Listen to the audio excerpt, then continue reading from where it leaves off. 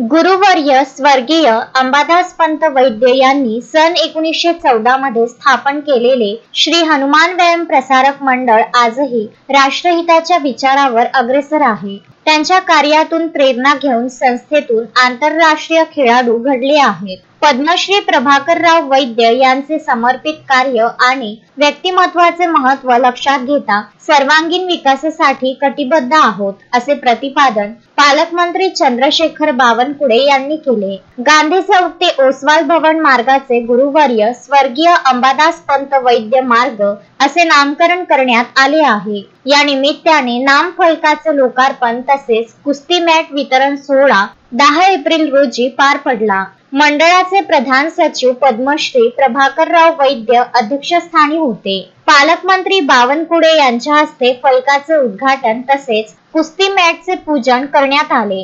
यावेळी मंडळाच्या वतीने पालकमंत्री बावनकुळे यांचा सत्कार करण्यात आला. कार्यक्रमाला आमदार प्रवीण तायडे, राजेश वानखडे, इतर मागासवर्ग आयोगाच्या सदस्य किरण महल्ले, अचलपूरच्या नगराध्यक्षा रुपाली मातने, प्रवीण पोटे, राजेश देशमुख, किरण पातुरकर, मंडळाचे उपाध्यक्ष डॉक्टर श्रीकांत चेंडके, सचिव प्राध्यापिका डॉक्टर माधुरी चेंडके, डॉक्टर संजय तिरतकर, सुनील खराटे उपस्थित होते. प्राध्यापिका डॉक्टर माधुरी चेंडके यांनी प्रास्ताविक केले तर डॉक्टर विजय पांडे आणि आशिष हटेकर यांनी सूत्रसंचालन केले.